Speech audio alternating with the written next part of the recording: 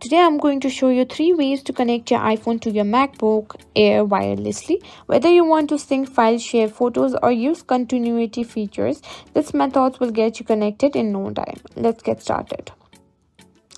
Method 1, using AirDrop. AirDrop is a quick way to share files between your iPhone and MacBook Air. First, make sure both your iPhone and MacBook Air have Wi-Fi and Bluetooth turned on. On your iPhone, swipe down from the top right corner to open Control Center and check that both Wi-Fi and Bluetooth are enabled.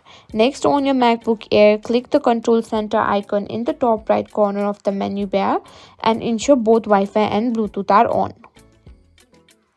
Now, open AirDrop on both devices. On your iPhone, open the Control Center, press and hold the network settings, tap on AirDrop and set it to everyone or contacts only. Open your MacBook Air, open Finder and select AirDrop from the sidebar. You should see your iPhone listed there. To send a file, select it from your iPhone, tap the share button. Now to send a file, select it on your iPhone, tap the AirDrop button. Select your MacBook Air from the list and confirm on your MacBook Air to receive the file. Method 2, using Handoff. Handoff allows you to start a task on one Apple device and pick it up on another. To use Handoff, make sure both devices are signed into same Apple ID and connected to the same Wi-Fi network. On your iPhone, go to Settings, then on General and go to AirPlay and Handoff. And make sure Handoff is turned on.